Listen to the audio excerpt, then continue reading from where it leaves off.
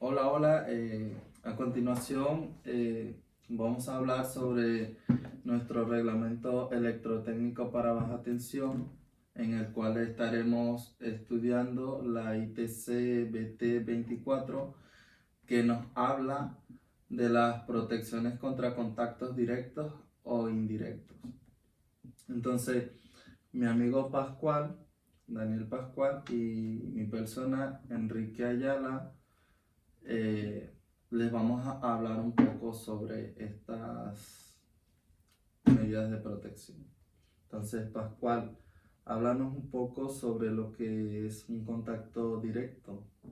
Pues un contacto directo es cuando una persona se opone a un elemento eléctrico ¿Vale? que está en la instalación eléctrica en tensión. Por ejemplo, cuando tú tocas un cable o un conductor. Y esta protección consiste en tomar una de las medidas destinadas a proteger a la persona contra peligros que pueden derivar un contacto de las partes activas de los materiales eléctricos. ¿Vale? Como primera medida tenemos la protección por aislamiento de partes activas. Las partes activas deberán estar recubiertas por un aislamiento que no puede ser eliminado, más que destruyéndolo. ¿Vale? Que este aislamiento está formado por pinturas, barnices o lacas, otros productos similares que consideran un aislamiento. La siguiente medida de protección es por medio de barras. Las partes activas deberán estar situadas en el interior de las envolventes o detrás de las barreras. Como mínimo deberán poseer un grado de protección, el IPXXB, según la normativa. Y otra son las partes superiores de las barreras o envolventes horizontales, que son más fácil accesibles. Deberán poseer un grado de IP 4X. O sea que el IP son códigos por los cuales deben estar identificados, ¿no? Cada protección de esta es a lo que te refieres. Sí, y ahora iba a explicar qué son el significado de cada código. Okay. Que hay dos códigos. Un código es el IP, que es el Internacional de Protección, que está protegido contra los sólidos y los líquidos que entren en el cuadro eléctrico. Y el siguiente grado es el IK, que es el grado de protección proporcionado por una envolvente contra impactos mecánicos. Y aquí en esta imagen podemos ver en las siguientes cifras. En la primera cifra sería de sólidos, que va desde el 0 hasta el 6 con la letra H, ¿Vale? que indica que no ha sido ensayada. Y en la segunda cifra, los líquidos, que va del 0 al 8 con la letra X, que indica que no ha sido ensayada. Y hay otras opcionales, como en las letras, que la primera letra opcional es desde la A hasta la C y la D. Y la segunda letra opcional es la H, la M, la S o la W. ¿Vale? Otra de las medidas de protección es la protección sobre medida de obstáculos, que los obstáculos deben impedir el acercamiento físico a las partes de las instalaciones activas. Y la otra es que debes impedir los contactos internacionados con las partes activas. Estos obstáculos se pueden desmontar sin herramienta o de una llave. O sea, no hay que no hay que llevar una secuencia, sino se hace directamente, ya sea si tenemos un obstáculo en medio, o sea, ¿qué debemos hacer allí? ¿Cómo utilizamos esta protección? Sí, o sea, A ver, te entiendo que me dices que los obstáculos pueden ser desmontados, ¿no? Sí. Vale. En plan, si tú, por ejemplo, tuvieras una parte activa que está, que está dando un fallo, ¿Sí? tú la podrías desmontar sin ninguna parte, Vale, sin ayuda de una parte eléctrica o una llave. ok. Pero primero tendrías que desconectar la instalación. Vale, vale. Y luego, otra medida de protección es la puesta fuera del alcance por alejamiento, que son las partes accesibles simultáneamente, que se encuentran en tensiones diferentes. Y en este esquema debemos tener en cuenta el volumen de seguridad y la distancia de protección, que son 2,5 metros de altura y 1 metro de horizontal. Vale. Y para finalizar las protecciones, tenemos la complementaria por dispositivos de corriente diferencial e residual, que esta medida de protección está destinada solamente a completar contactos directos, cuyo valor de corriente eléctrica debe estar asignada a su funcionamiento, sea igual o diferente a 30 miliamperios. Pero esto no acaba aquí. Vale. Aquí la ITC BT24 también habla de las protecciones contra los contactos indirectos. Y aquí mi compañero Ayala nos va a explicar qué es un contacto directo.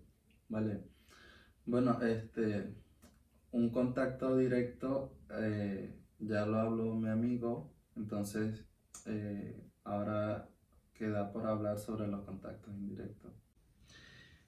Y un contacto indirecto es aquel que se produce por el efecto de un fallo en un aparato receptor o en un accesorio, desviándose la corriente eléctrica a través de las partes metálicas de estos aparatos, pudiendo por esta causa entrar las personas en contacto con algún elemento que no forman parte de un circuito eléctrico y que en condiciones normales no deberían tener tensión. Para la elección de las medidas de protección contra los contactos indirectos se tendrán en cuenta la naturaleza de los locales o los emplazamientos. Además, las masas y los elementos conductores que circulan por ellos. También la extensión e importancia de la instalación que obligarán en cada caso a adoptar la medida de protección más adecuada. En estas medidas de protección vamos a ver lo que son las puestas a tierra, los trafos que van desde 24 voltios, y esto consiste en utilizar pequeñas tensiones de seguridad que, tal como lo especifica nuestro reglamento electrotécnico para baja tensión, serán de 24 voltios para locales húmedos o mojados y de 50 voltios para locales secos. Siguiendo con estas protecciones, tendremos la que es la separación de los circuitos, y esta consiste en separar los circuitos de utilización de las fuentes de energía por medio de transformadores, manteniéndolos, se podría decir, aislados de tierra.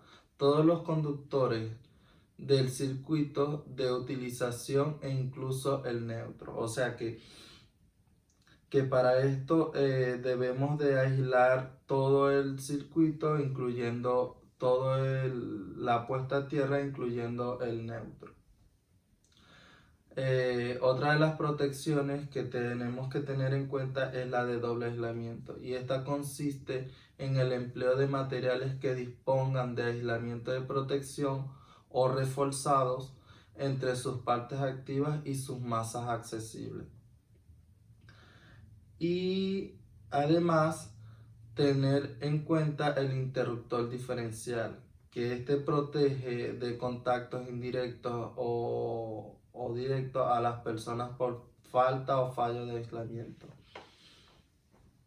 Siguiendo con las protecciones que nos aparecen en nuestro reglamento técnico para baja tensión, una de las protecciones a emplear es la de equipos de clase 2 o por aislamiento equivalente. Que esta nos viene a decir que los equipos con aislamiento doble o reforzado deben conectarse en cualquier cuadro o esquema. Además, los conjuntos que forman parte de la paramenta construida en fábrica y que poseen un aislamiento equivalente doble o reforzado.